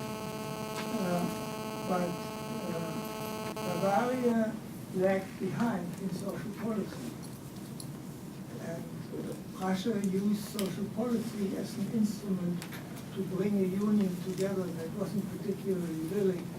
And even the Social Democrats were against the Prussian social policy, but then they said when it was coming about, well, we were always staying away from it, but without us it would never have happened. So that's the class argument in the Prussian case. In Bavaria, it lagged behind, and it still lagged behind. Bavaria still lags behind in West Germany and in the United Germany, nearly 150 years later. And it is, I think, largely due because the elites had no trouble to control even the Social Democrats. They were very Bavarian too. Okay, so yes, sir. You're next. Okay, yeah. So as many others, the first thing that I thought of with this idea was the U.S. South, subnationalism there, but also the nationalism of Brazil. And because of these ideas, I was thinking of the idea of colorblindness as sort of iterated in Ian Haney Lopez's Dog Whistle Politics and Bonilla Silva's Racism Without Races. And I feel that this subnationalism, for example, in the South, is sort of instituted by like the neoliberal colorblind ideology, in which like the South built its subnationalism on like lip service of egalitarianism at the expense of providing explicit policies to uplift racial minorities from the specific problems that they have. Therefore, like whites either maintained or increased the disparities between races while benefiting from the togetherness of subnationalism. So how does a region not create subnationalism for the dominant group at the expense of the minority groups? How does it not create? Yes, how does it? And the implication is it would inevitably create. Yes, if you try to create subnationalism, you will disregard the minority group and therefore I see. just only benefit the Okay. majority. Recommend. Prerna, congratulations on your book again. And a couple of interrelated questions. The first one is, if you take, say, states like Gujarat, Maharashtra as compared to Tamil Nadu, you have different historical trajectories and different explanations. So both in Maharashtra and in Gujarat, I mean, you have the dominant peasant caste, say Marathas in Maharashtra or Malis later, or Patels in Gujarat, who you have an upper caste movement in the colonial period, which then leads to these dominant peasant castes capturing the electoral machine and then the Indian National Congress platform.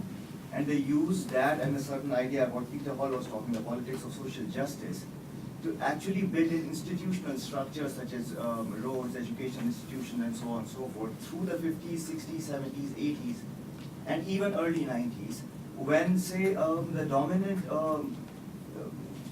subnationalist parties, I mean, the regional sovereigns such as Shiv Sena, they are just marginal characters. Say in Bombay, it's confined to Bombay. In Gujarat, it's non-existent. And then compare that to a state like Tamil Nadu, where you actually do have a distinct anti-upper caste movement, but it's also subnationalist because it is opposed to the North Indians. So the first question then is, are you trying to draw too much of mileage from your concept of subnationalism to link different historical trajectories? The second one is that if we take the long durée historical period, what you have in the Indian subcontinent is the early areas where the British first consolidated their rules, where you have a zamindari system, which Harbans Mukhia, the historian, has shown to actually introduce a kind of feudalism which did not exist in the Indian subcontinent, as opposed to the Rayatwari system in Punjab, in Maharashtra, Gujarat, which was the Bombay province, and then the Madras province. And this is where you have the peasant caste actually getting hold of land directly. That's where you have the Industrial Revolution coming in the post-colonial period, and also you have better literacy and healthcare system. So isn't that then a better alternative explanation as compared to? That's the Banerjee Iyer argument about how the peasant proprietorship will have consequences which are very different from landlordship. So that's the Banerjee and Iyer in the famous American Economic Review paper have written.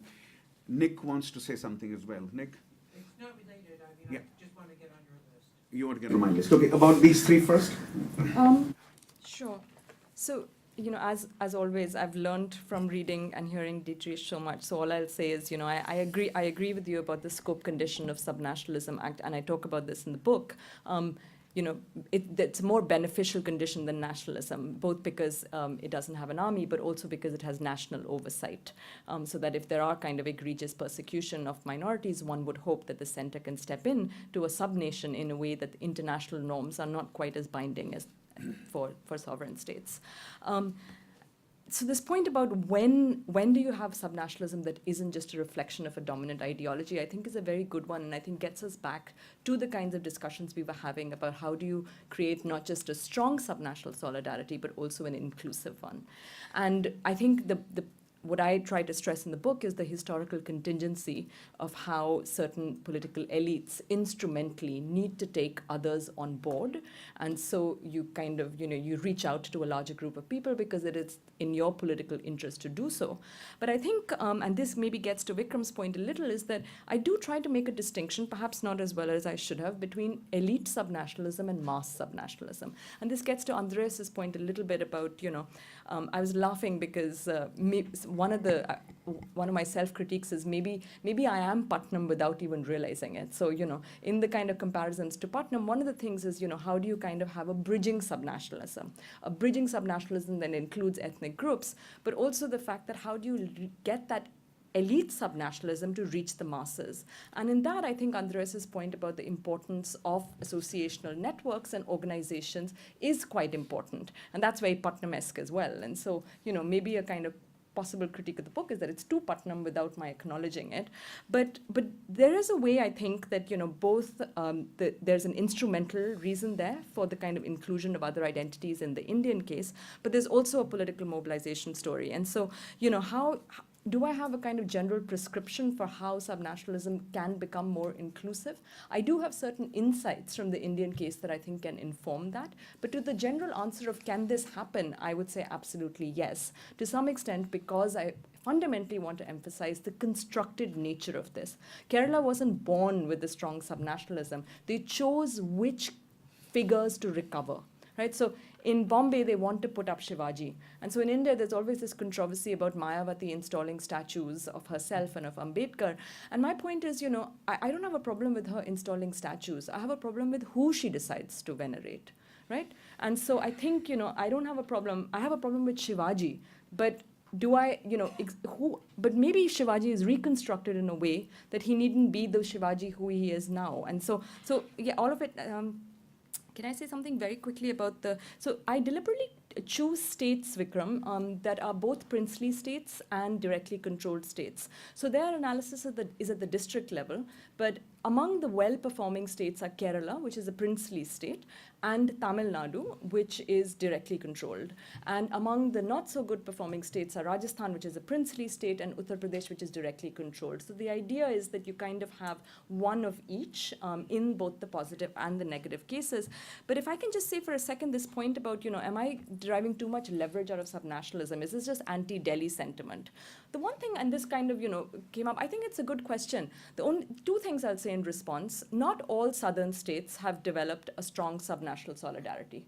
So, for instance, and that solidarity hasn't always translated into social development. And the other thing is, to me, what's important about states like Rajasthan and UP is not so much that they do get conflated with Delhi, but about the fact that they all speak the same language, or at least that's how they've been defined. So there's nothing distinctive about their language, and there's nothing uniform. And so, and they get called this kind of Hindi heartland, which they're sometimes quite proud of. But my point is less about the kind of the nature or the structure of federalism, but more to do with the fact that this was a linguistic federalism in which all these states got created as homogeneous Hindi-speaking states. And so this gets to this point about, I can kind of counter Andreas using his own technique on both the federalism and the nationalism questions, coming up with survey data from India, but I'll stop. Just a brief point Yeah. about, the wonderful point that Dietrich is making about the difference between nationalism and subnationalism, because subnationals don't have armies. Yeah.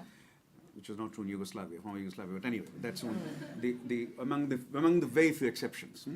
But even in nationalism literature, it is clear now that we believe that it's an imagined community. Mm-hmm. That argument has been won, and imaginations can be exclusive or inclusive. So nationalism doesn't have to be this nasty beast that John Donne thinks it is. And Charles Taylor has remarkable arguments about both sides of nationalism. Right.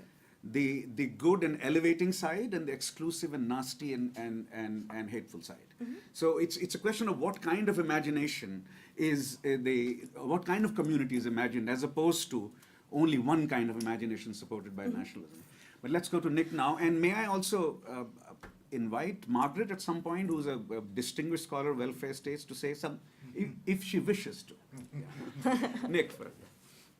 Well, I think it's a fascinating discussion, Prerna, and you may just have answered the question I wanted to ask.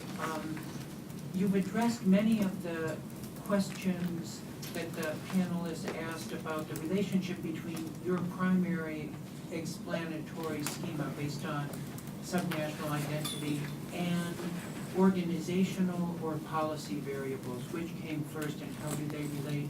But some of the panelists also asked about political contestation, which was part of your last response. But I wondered if you wanted to say something more about whether types of contestation or contestation of different intensity has to precede the formation of these identities, or whether in the historical narratives you again found that there are ways in which, perhaps through language, subnational identities take shape and themselves do more to shape contestation through cleavage formation than the reverse, contestation of different types somehow forcing identities on particular groups.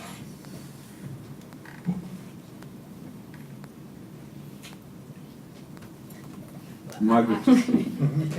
Yeah, this is like orals or something. I guess, I mean, it's a fantastic argument. To me, I just want to say two things.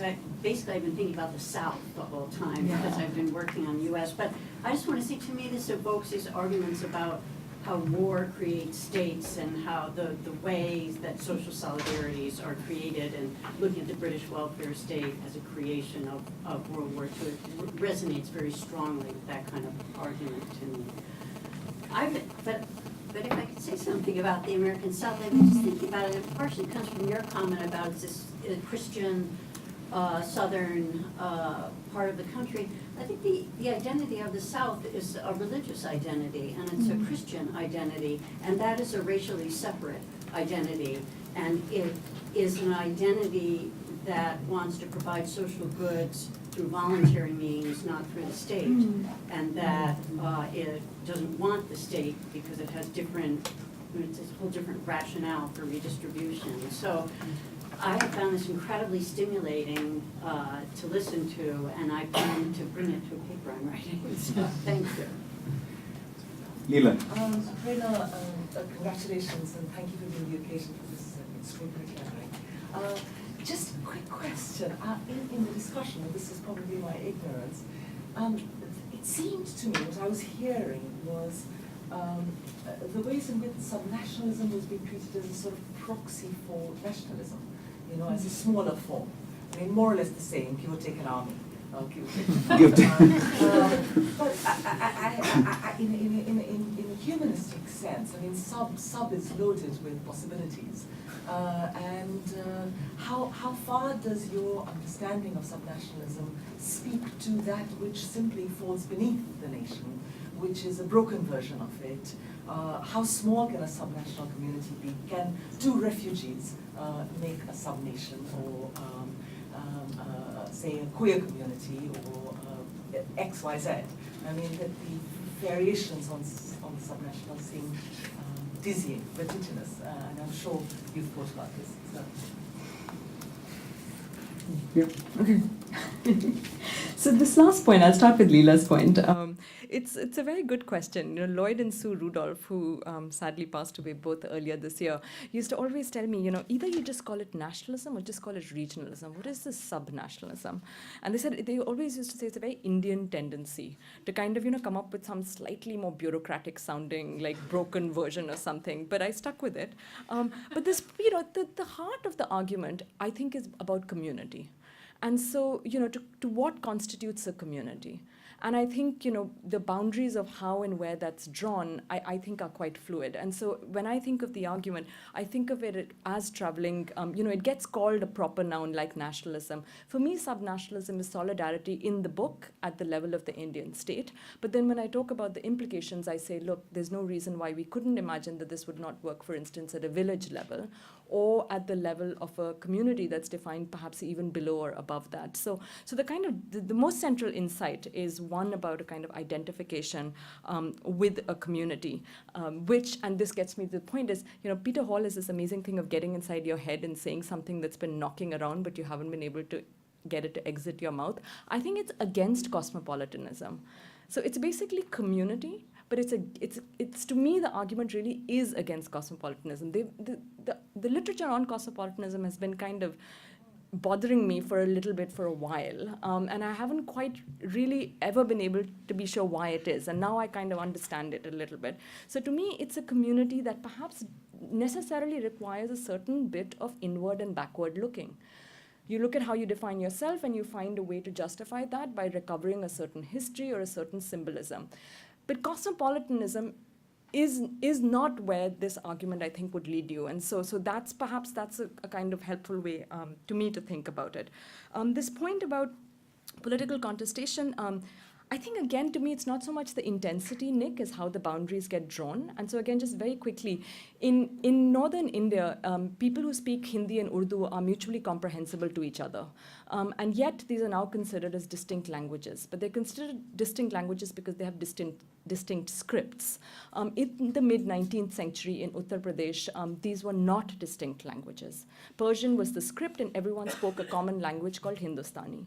But it was because of the way that the boundaries got formed that Hindi and Urdu became distinct languages that then came to be associated with Hindus and Muslims. And sometimes, because that divide is now so deeply embedded in Indian politics, it's difficult to think of a point when it wasn't there. But there was a moment when it wasn't there in North India, and my point is in UP, rather than the boundary getting drawn across UP as a region, it gets drawn in this kind of way in which a common language gets bifurcated into two scripts, which then get mapped onto two religious identities. And Margaret, I'll end by saying, I used to think I want to write an article, which I still have a draft of, which says, war not only makes states, it makes welfare states. Am I done? No, just be here. I actually grew up in this much abused state of UP, which couldn't figure out what to call itself when the constitution makers asked, what's your name? They said, all these names came up. And it is true that it has no regional identity. I as a child, I thought the entire India was mine. All of it was mine. Delhi was inside United Provinces, the UP. Delhi was actually outside. So there is this whole idea of no regional identity and this entire nation somehow belonging to you, and you could rule it. That's what, as children, we thought UP was all about, the most powerful state of India and also owning India, which obviously was wrong. But there's no regional identity. I still have no regional identity. Either an American identity or an Indian identity, but no regional identity. So you're right about that. On that note, it's time to applaud the last 2 hours and Prerna's book.